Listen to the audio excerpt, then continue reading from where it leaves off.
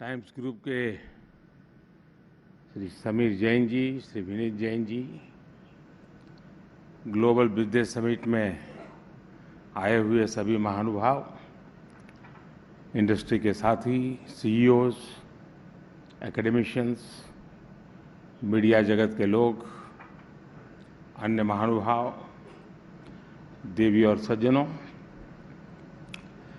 मैं अपनी बात पर आने से पहले मैं शिव भक्ति और लक्ष्मी उपासना की तरफ थोड़ा, आपने सुझाव दिया है इनकम टैक्स बढ़ाने के लिए, पता नहीं ये लोग क्या करेंगे बाद में। लेकिन आपकी जानकारी के लिए इस बार बजट में एक बहुत महत्वपूर्ण निर्णय किया है और महिलाएं विशेष रूप से अगर बैंक डिपॉजिट करते हैं, 2 साल के समय तय किया है, तो उनको एश्योर्ड एक विशिष्ट प्रकार का ब्याज दिया जाएगा। और ये मैं समझता हूँ कि जो आप कह रहे हैं उसका एक अच्छा कदम है, शायद आपको पसंद आएगा।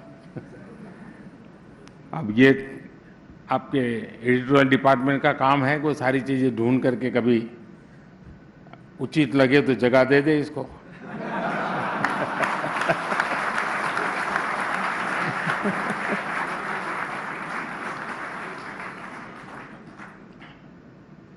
तो आएगा ही, लेकिन मंडे को फोन करने से आ जाएगा। देश और दुनिया भर से आए बिजनेस लीडर्स का मैं अभिनंदन करता हूं, स्वागत करता हूं। इससे पहले मुझे 6 मार्च 2020 को ईटी ग्लोबल बिजनेस समिट में शामिल होने का अवसर मिला था। ऐसे तो 3 साल का समय बहुत लंबा नहीं होता, लेकिन अगर इस 3 साल के स्पेसिफिक टाइम पीरियड को देखें तो लगता है कि पूरे विश्व ने एक बहुत लंबा सफर तय किया है। जब हम पिछली बार मिले थे तो मास्क रोजमर्रा की जिंदगी का हिस्सा नहीं थे। लोग सोचते थे कि वैक्सीन तो बच्चों के लिए जरूरी है, या फिर कोई गंभीर बीमारी है तो मरीजों के लिए जरूरी है। बहुत से लोगों ने तब गर्मी की छुट्टियों में घूमने की तैयारी भी कर रखी थी, कुछ करके तो टिकट होटल बुक हुए होंगे। लेकिन 2020 की उस ईटी समिट के ठीक 5 दिन बाद WHO ने कोविड को पैंडेमिक घोषित कर दिया और फिर हमने देखा कि कुछ ही समय में पूरी दुनिया ही बदल गई। इन 3 वर्षों में पूरा विश्व बदल गया है, वैश्विक व्यवस्थाएं बदल गई हैं और भारत भी बदल गया है। बीते कुछ समय में हम सभी ने एंटी फ्रेजाइल के इंटरेस्टिंग कंसेप्ट पर ढेर सारी चर्चाएं सुनी है। आप बिजनेस की दुनिया के ग्लोबल लीडर्स हैं, आप एंटी फ्रेजाइल का अर्थ और उसकी भावना भली भांति समझते हैं। एक ऐसा सिस्टम जो न सिर्फ विपरीत परिस्थितियों का मुकाबला करे, बल्कि परिस्थितियों का ही उपयोग करके और ज्यादा मजबूत हो जाए, विकसित हो जाए। मैंने जब एंटी फ्रेजाइल कंसेप्ट के बारे में सुना तो सबसे पहले मेरे मन में 140 करोड़ भारतीयों की सामूहिक संकल्प शक्ति की छवि उभरी थी। बीते 3 वर्षों में जब विश्व कभी कोरोना, कभी युद्ध, कभी प्राकृतिक आपदा की चुनौतियों से गुजर रहा था। तो उसी समय भारत ने और भारत के लोगों ने एक अद्भुत संकल्प, एक अभूतपूर्व शक्ति का प्रदर्शन किया। भारत ने दुनिया को दिखा दिया है कि एंटी फ्रेजाइल होने का असली मतलब क्या होता है। आप सोचिए, कहां पहले फ्रेजाइल 5 की बात होती थी, वहीं अब भारत की पहचान एंटी फ्रेजाइल से होने लगी है। भारत ने दुनिया को पूरे विश्वास से दिखाया है कि आपदा को अवसरों में कैसे बदला जाता है। 100 साल में आए सबसे बड़े संकट के समय भारत ने जो सामर्थ्य दिखाया, उसकी स्टडी करके 100 साल बाद मानवता भी खुद पर गर्व करेगी। आज इस सामर्थ्य पर विश्वास करते हुए भारत ने 21वीं सदी के तीसरे दशक की बुनियाद बनाई है। साल 2023 में प्रवेश किया है। भारत के इस सामर्थ्य की गूंज आज ईटी ग्लोबल समिट में भी सुनाई दे रही है। फ्रेंड्स, आपने इस वर्ष के ईटी ग्लोबल बिजनेस समिट की थीम री इमेजिन बिजनेस, री इमेजिन द वर्ल्ड, ये थीम आपने रखी है।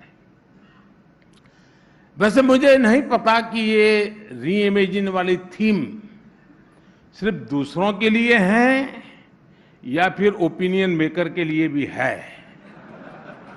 वो भी क्या लागू करेंगे? हमारे यहां तो अधिकतर ओपिनियन मेकर्स हर 6 महीने में एक ही प्रोडक्ट के रीलॉन्च, रीलॉन्च उसमें बिजी रहते हैं।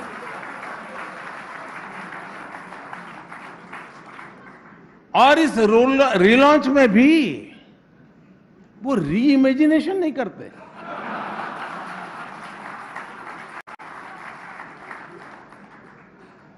खैर, काफी समझदार लोग यहां बैठे। जो भी हो, लेकिन ये आज के समय के लिए बहुत ही रिलेवेंट थीम है। क्योंकि जब देश ने हमें सेवा का अवसर दिया, तो हमने पहला काम यही किया कि जरा भाई री इमेजिन करें। 2014 में स्थिति ये थी कि लाखों करोड़ों के घोटालों की वजह से देश की साख दांव पर लगी हुई थी। भ्रष्टाचार की वजह से गरीब अपने हक की चीजों के लिए भी तरस रहा था। युवाओं की एस्पिरेशंस परिवारवाद और भाई भतीजावाद की बलि चढ़ रहे थे।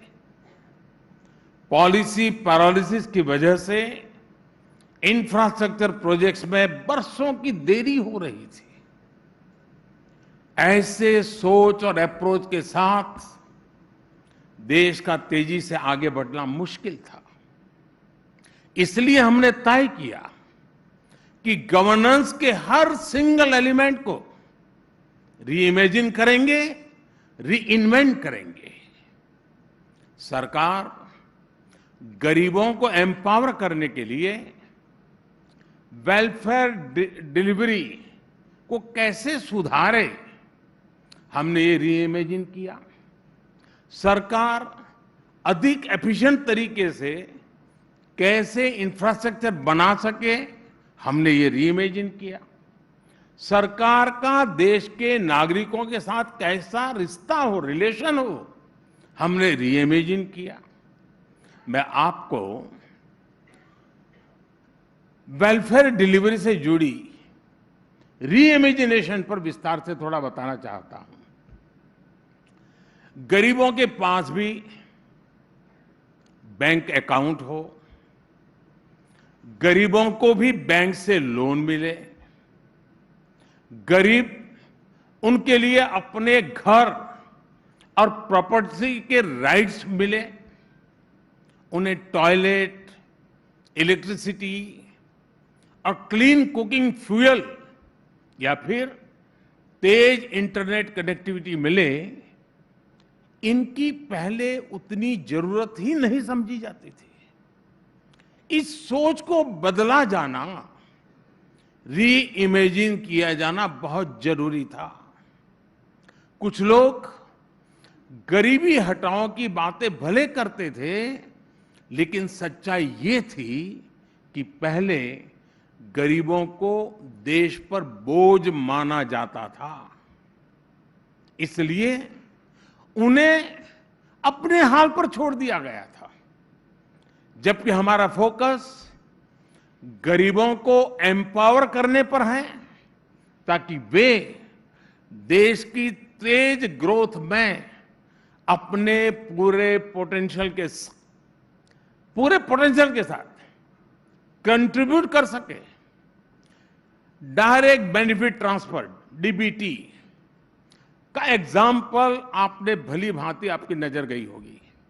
आप जानते हैं कि हमारे यहां गवर्नमेंट स्कीम्स में करप्शन, लीकेज और मिडिलमैन, ये बातें आम तौर पर कॉमन थी और समाज ने भी स्वभाव से स्वीकार कर लिया था। सरकारों का बजट, सरकारों की स्पेंडिंग बढ़ती गई, लेकिन गरीबी बढ़ते गए, गरीबी भी बढ़ती गई। आज से 4 दशक पहले तब के प्रधानमंत्री राजीव गांधी जी ने कहा था कि वेलफेयर के लिए 1 रुपया दिल्ली से भेजते हैं तो बेनिफिशियरी तक पहुंचते पहुंचते वो 15 पैसा हो जाता है। कौन सा पंजा घिसता था मुझे मालूम नहीं है।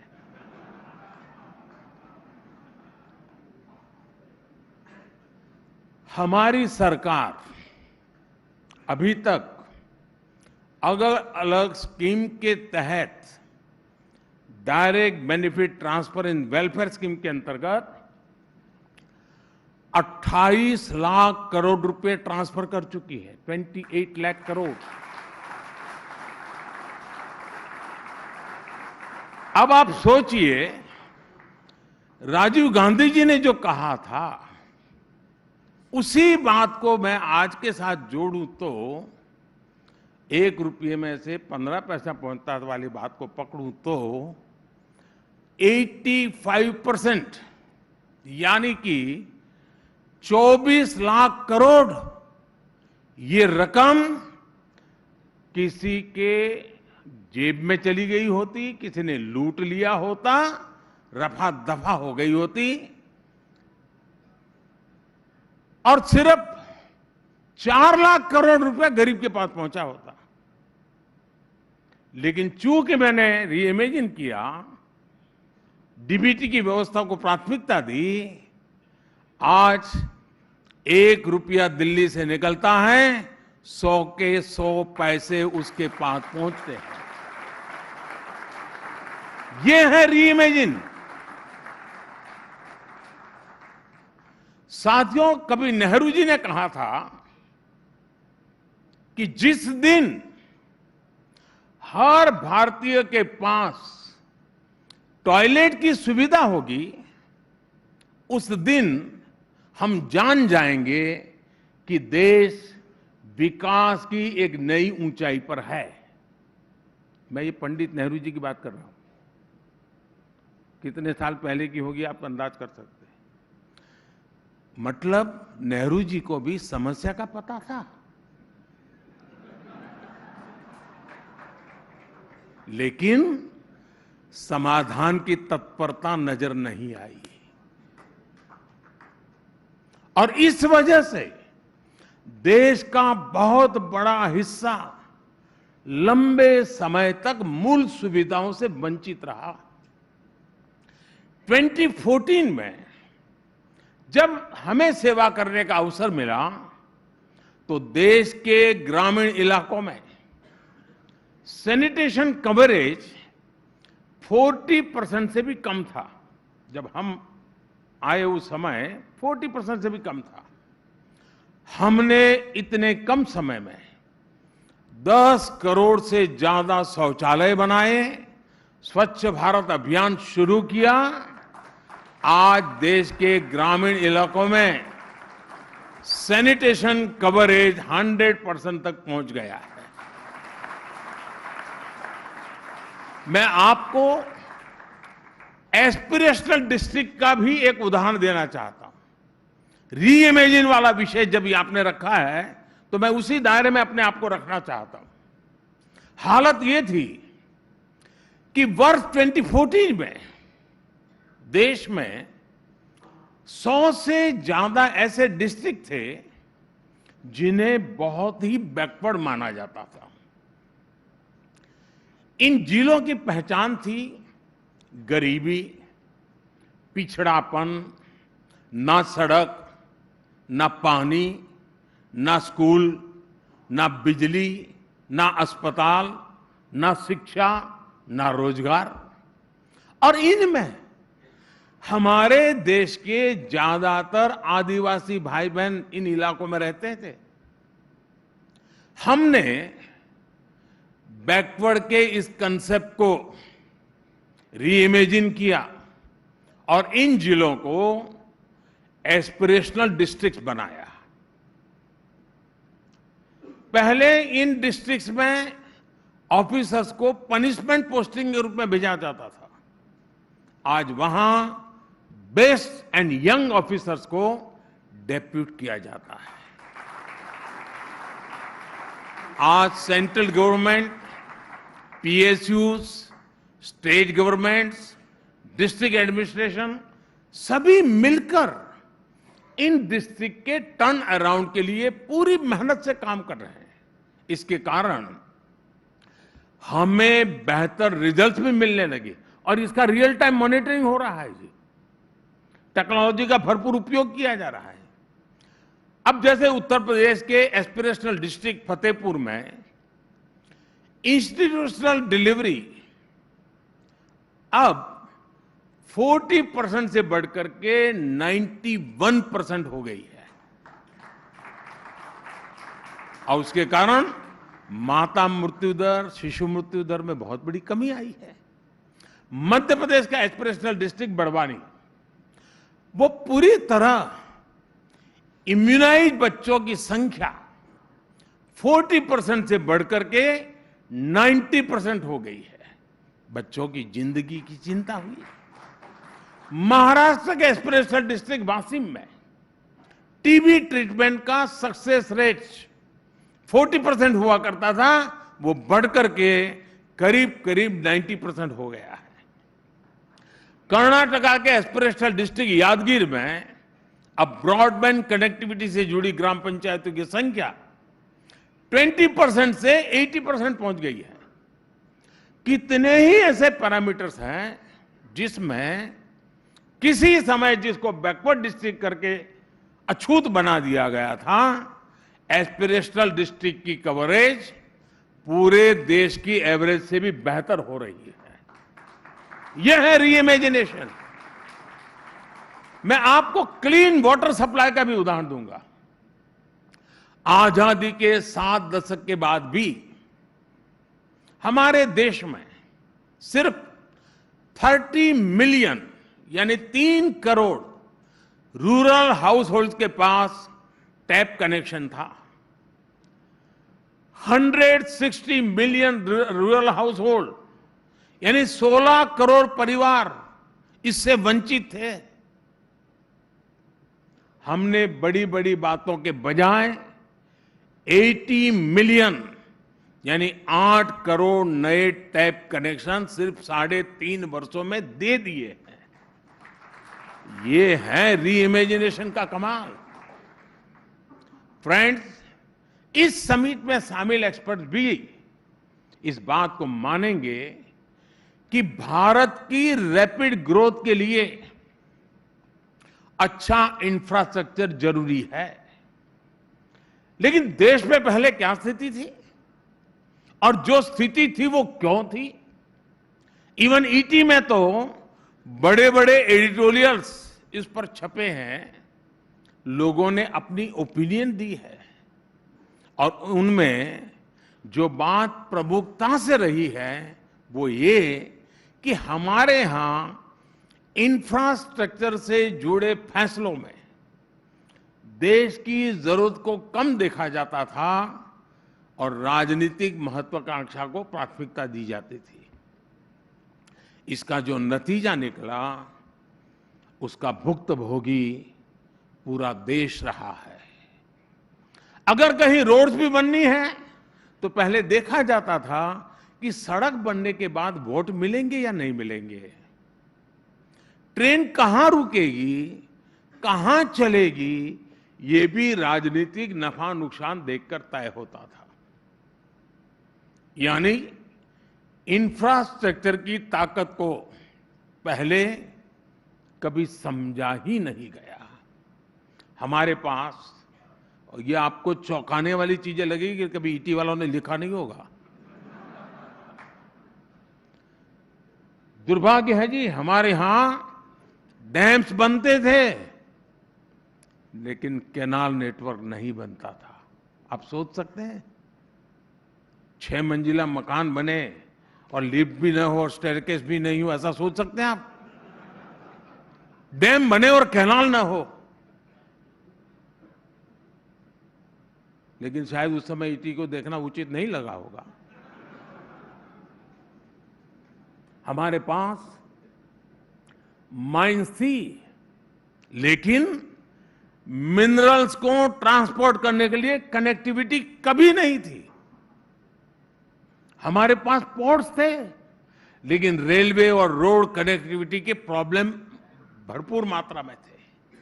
हमारे पास पावर प्लांट्स थे लेकिन ट्रांसमिशन लाइन काफी नहीं थी, जो थी वो भी बुरी स्थिति में थी। साथियों, हमने इंफ्रास्ट्रक्चर को साइलोज में देखने की प्रैक्टिस को बंद करके किया और इंफ्रास्ट्रक्चर के निर्माण को एक ग्रैंड स्ट्रेटेजी के रूप में रीइमेजिन किया। आज भारत में 38 किलोमीटर पर डे की स्पीड से हाईवे बन रहे हैं और डेली 5 किलोमीटर से ज्यादा रेल लाइनें बिछ रही हैं। हमारी पोर्ट कैपेसिटी आने वाले 2 वर्षों में 3000 MTPA तक पहुंचने वाली है। 2014 के मुकाबले ऑपरेशनल एयरपोर्ट्स की संख्या 74 से बढ़कर के 147 हो चुकी है। इन 9 वर्षों में लगभग 3.5 लाख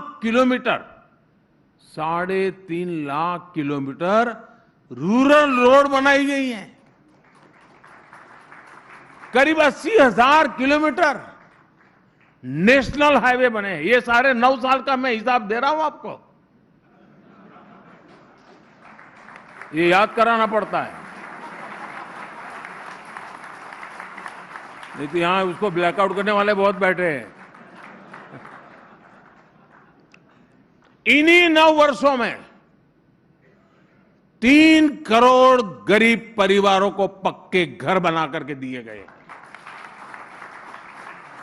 और ये 3 करोड़ का आंकड़ा इतना बड़ा है कि दुनिया के कितने ही देशों की इतनी आबादी भी नहीं है जितने घर बना करके हमने 9 साल में भारत के गरीबों को दिए हैं। साथियों, भारत में पहली मेट्रो 1984 में शुरू हुई थी। यानी हमारे पास टेक्नोलॉजी आ गई, एक्सपर्टीज आ गई, लेकिन फिर हुआ क्या? देश के ज्यादातर शहर मेट्रो से वंचित रहे। 2014 तक, यानी आपने मुझे सेवा करने का मौका दिया, उसके पहले 2014 तक हर महीने आधा किलोमीटर के आसपास ही नई मेट्रो लाइन बना करती थी। आधा किलोमीटर। 2014 के बाद मेट्रो नेटवर्क बिछाने की एवरेज बढ़कर लगभग 6 किलोमीटर पर मंथ हो चुकी है। अभी भारत मेट्रो रूट लेंथ के मामले में दुनिया में 5वें नंबर पर पहुंच चुका है। आने वाले कुछ महीनों में ही हम दुनिया में 3रे नंबर पर पहुंचने वाले हैं।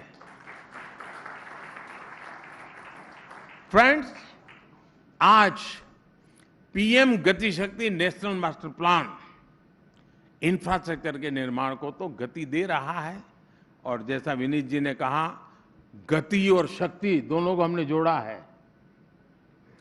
यानी ये पूरा कंसेप्ट कैसे गति दे रहा है और उसका परिणाम क्या है, ये सिर्फ रेड रोड तक सीमित नहीं है। जब ये हम सोचते हैं गति शक्ति, तो ये एरिया डेवलपमेंट का भी उसमें कंसेप्ट है, और वहां के पीपल का भी डेवलपमेंट, ऐसी एक त्रिवेणी सी व्यवस्था इसमें जोड़ी गई है। गति शक्ति प्लेटफॉर्म पर आप में से जो लोग टेक्नोलॉजी में रुचि रखते होंगे, इनके लिए शायद ये जानकारी बड़े इंटरेस्टिंग रहेगी। आज गति शक्ति का जो हमारा प्लेटफॉर्म है, इंफ्रास्ट्रक्चर मैपिंग की 1600 से अधिक, 1600 से ज्यादा डेटा लेयर्स हैं, और कोई भी प्रपोजल आर्टिफिशियल इंटेलिजेंस की मदद से 1600 लेयर से गुजर करके निर्णय करती है।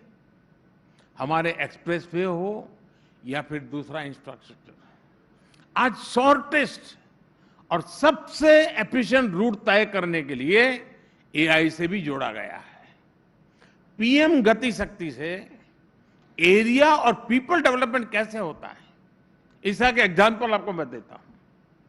इससे हम किसी एक एरिया में पॉपुलेशन डेंसिटी और स्कूल की अवेलेबिलिटी, उसको हम मैपिंग करते हैं स्पेस टेक्नोलॉजी का, और 1600 जो पैरामीटर है उसके आधार पर, और सिर्फ डिमांड या पॉलिटिकल कंसिडरेशन के आधार पर स्कूल अलॉट करने के बजाय हम जहां जरूरत है वहां स्कूल बना सकते हैं। यानी ये गति शक्ति प्लेटफॉर्म, यानी मोबाइल टावर कहां लगाना उपयोगी होगा वो भी तय कर सकती है। ये अपने आप में एक यूनिक व्यवस्था खड़ी की है। साथियों, हम इंफ्रास्ट्रक्चर को कैसे रीइमेजिन कर रहे हैं, इसका एक और एग्जांपल हमारा एविएशन सेक्टर है। यहां मौजूद बहुत कम लोगों को ये पता होगा कि हमारे यहां बरसों तक एक बहुत बड़ा एयर स्पेस डिफेंस के लिए रिस्ट्रिक्ट करके रखा हुआ था, और इस वजह से हवाई जहाजों को भारत में कहीं भी आने जाने में ज्यादा समय लगता था, क्योंकि वो अगर डिफेंस का एयर स्पेस है तो आप वहां नहीं जा सकते, आपको घूम करके जाना पड़ता था। इस समस्या को सुलझाने के लिए हमने आर्म फोर्सेस के साथ बात की।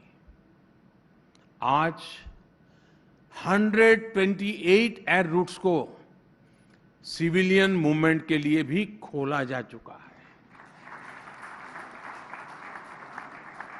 इसके कारण फ्लाइट पार्ट्स छोटे हो गए, जिससे टाइम भी बच रहा है, फ्यूल भी बच रहा है, दोनों प्रकार का सेविंग में मदद मिल रही है। और मैं आपको एक और आंकड़ा दूंगा, इस एक फैसले से लगभग 1 लाख CO2 एमिशंस भी कम हुआ है। ये होती है रीइमेजिनेशन की ताकत। साथियों, आज भारत ने फिजिकल और सोशल इंफ्रास्ट्रक्चर के डेवलपमेंट का एक नया मॉडल पूरे विश्व के सामने रखा है। इसका कंबाइंड उदाहरण हमारा डिजिटल इंफ्रास्ट्रक्चर है। बीते 9 वर्षों में हमने देश में 6 लाख किलोमीटर से ज्यादा का ऑप्टिकल फाइबर बिछाया है। 9 वर्ष में 6 लाख, बताइए। बीते 9 वर्षों में देश में मोबाइल मैन्युफैक्चरिंग यूनिट्स कई गुना बढ़ी है। बीते 9 वर्षों में देश में इंटरनेट डेटा का रेट 25 गुना कम हुआ है। दुनिया के सबसे सस्ता। और इसका नतीजा क्या हुआ?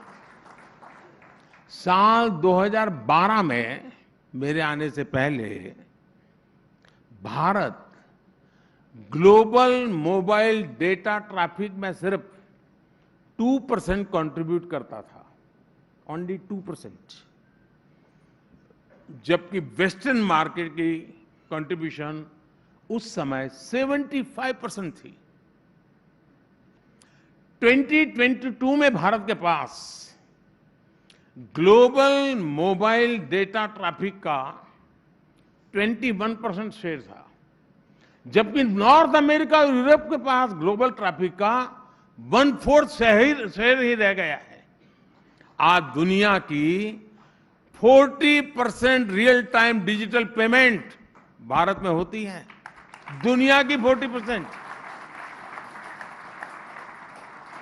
ये उन लोगों को, देश के लोगों को जवाब है जो सोचते थे कि भारत के गरीब कहां से डिजिटल पेमेंट कर पाएंगे। मुझे अभी किसी ने वीडियो भेजा था कि शादी में कोई ढोल बजा रहा था और उस पर QR कोड लगा हुआ था और वो दूल्हे पर मोबाइल फोन ऐसे घुमा करके QR कोड से उसको पैसे दे रहे थे।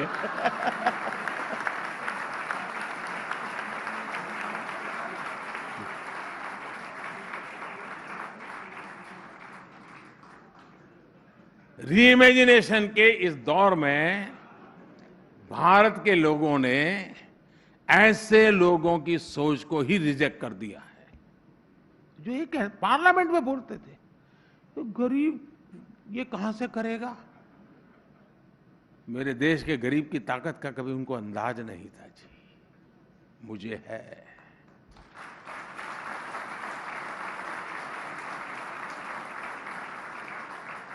फ्रेंड्स, हमारे देश में लंबे समय तक जो सरकारें रही या जो सरकार चलाने वाले रहे, उन्हें माई बाप कल्चर बहुत पसंद आता था। आप लोग इसे परिवारवाद और भाई भतीजावाद से कंफ्यूज मत करिएगा। ये एक अलग ही मनोभाव था। इसमें गवर्नमेंट अपने ही देश के सिटीजन्स के बीच मास्टर जैसा व्यवहार करती थी। हाल ये था कि देश का नागरिक भले कुछ भी करे, सरकार उसे शक की नजर से ही देखती थी और नागरिक कुछ भी करना चाहे उसे सरकार की परमिशन लेनी पड़ती थी। इस कारण पहले के समय में गवर्नमेंट और सिटीजन के बीच म्यूचुअल डिस्ट्रस्ट और सस्पिशन का माहौल बना रहता था। यहां जो सीनियर जर्नलिस्ट बैठे हैं उन्हें मैं एक बात जरूर याद दिलाना चाहता हूं। आपको याद होगा कि एक जमाने में टीवी और रेडियो के लिए भी लाइसेंस लेना पड़ता था। इतना ही नहीं, इसे ड्राइविंग लाइसेंस की तरह ही बार बार रिन्यू भी करवाना पड़ता था। और ये किसी एक सेक्टर में नहीं बल्कि लगभग हर सेक्टर में था। तब बिजनेस करना कितना मुश्किल था, लोगों को तब कैसे कॉन्ट्रैक्ट्स मिलते थे, ये आप भली भांति जानते हैं। 90s में कंपल्सन के कारण कुछ पुरानी गलतियां सुधारी गई और उसे रिफॉर्म्स का नाम दिया गया, लेकिन ये माई बाप वाली पुरानी मेंटालिटी पूरी तरह से गई नहीं। 2014 के बाद हमने इस गवर्नमेंट फर्स्ट मेंटालिटी को पीपल फर्स्ट अप्रोच की तरफ रीइमेजिन किया। हमने नागरिकों पर ट्रस्ट के प्रिंसिपल पर काम किया। सेल्फ एसिस्टेशन हो या फिर लोअर रैंक जॉब्स के इंटरव्यू हमने खत्म कर दिए। मेरिट के आधार पर कंप्यूटर तय करता है, उसको जॉब मिल जाती है। छोटे छोटे इकोनॉमिक ऑफेंस को डीक्रिमिनलाइज करना हो या फिर जन विश्वास बिल हो, कोलेटरल फ्री मुद्रा लोन्स हो या फिर एमएसएमईज के लिए सरकार खुद गारंटर बने, ऐसे हर प्रोग्राम, हर पॉलिसी में ट्रस्टिंग द पीपल ही हमारा मंत्र रहा है। अब टैक्स कलेक्शन का एग्जाम्पल भी हमारे सामने है। 2013-14 में देश का ग्रॉस टैक्स रेवेन्यू लगभग 11 लाख करोड़ रुपए था 2013-14 में, जबकि 23-24 में ये 33 लाख करोड़ रुपए से अधिक रहने का एस्टिमेट है। यानी 9 साल में ग्रॉस टैक्स रेवेन्यू में 3 गुना की वृद्धि हुई है। और ये तब हुआ है जब हमने टैक्स रेट घटाया है। समीर जी के सुझाव के वाले तो मैं अभी छूना नहीं है, हमने तो घटाया है। इसके जवाब में मैं चाहूंगा, आप आज जो दुनिया से जुड़े हैं उसके साथ सीधा संबंध है, मैं 3 बातों पर फोकस करना चाहता हूं। पहला ये कि टैक्स पेयर्स का नंबर बढ़ा है। अब मुझे बताइए, टैक्स पेयर का नंबर बढ़ा है, उसकी क्रेडिट किसको दोगे आप? बहुत स्वाभाविक है, सरकार के खाते में जाता है। या फिर ये कहा जा सकता है कि अब लोग ज्यादा ईमानदारी से टैक्स पे कर रहे हैं। अगर ये भी है तो भी क्रेडिट सरकार को ही जाता है। तो बॉटम लाइन ये है कि जब टैक्स पेयर को लगता है कि उसका दिया टैक्स पाई पाई जनहित में, देश हित में, जन कल्याण में, देश कल्याण में ही उपयोग होगा, तो ईमानदारी से टैक्स भरने के लिए आगे आता है, उसको मोटिवेशन मिलता है। और ये आज देश देख रहा है। और इसलिए मैं टैक्स पेयर का आभार व्यक्त करता हूं कि सरकार की ईमानदारी पर भरोसा करके वह सरकार को टैक्स देने के लिए आगे आ रहे हैं। सीधी सी बात है कि लोग आप पर जब तब ट्रस्ट करते हैं जब आप उन पर ट्रस्ट करते हैं। भारत के टैक्स सिस्टम में आज जो बदलाव आया है, और वो इसी वजह से आया है। टैक्स रिटर्न्स के लिए हमने प्रोसेस को सिंप्लीफाई करने के लिए ट्रस्ट के आधार पर ही प्रयास किए। हम फेसलेस असेसमेंट के लेकर के आए। मैं आपको एक फिगर देना चाहता हूं। इनकम टैक्स डिपार्टमेंट ने इस साल 6.5 करोड़ से अधिक रिटर्न्स को प्रोसेस किया है। इनमें से करीब करीब 3 करोड़ रिटर्न्स 24 घंटे में प्रोसेस हुए हैं। बाकी जो रिटर्न्स थे वो भी कुछ ही दिन में प्रोसेस हो गए और पैसा भी रिफंड हो गया। जबकि इसी काम में पहले औसतन 90 दिन लग जाते थे और लोगों के पैसे 90 दिन पड़े रहते थे जी। आज वो घंटों में किया जाता है। कुछ साल पहले तक ये अकल्पनीय था, लेकिन इसे भी री इमेजिनेशन की ताकत ने सच कर दिखाया है। साथियों, आज भारत की समृद्धि में दुनिया की समृद्धि है। भारत के ग्रोथ में दुनिया की ग्रोथ है। भारत ने G20 की जो थीम तय की है, one world, one family, one future, दुनिया की अनेक चुनौतियों का समाधान इसी मंत्र में है। साझा संकल्पों से, सबके हित की रक्षा से ही ये दुनिया और बेहतर हो सकती है। ये दशक और आने वाले 25 साल भारत को लेकर अभूतपूर्व विश्वास के हैं। सबके प्रयास से ही भारत अपने लक्ष्यों को तेजी से प्राप्त करेगा। मैं आप सभी का आह्वान करूंगा कि भारत की विकास यात्रा से ज्यादा जुड़ें। और जब भारत की विकास यात्रा से जुड़ते हैं आप, तब भारत आपको विकास की गारंटी देता है। आज ये भारत का सामर्थ्य है। मैं ईटी का आभारी हूं कि मुझ जैसे व्यक्ति को यहां बुलाया। अखबार में जगह न मिले, लेकिन यहां तो मिल जाती है कभी कभी।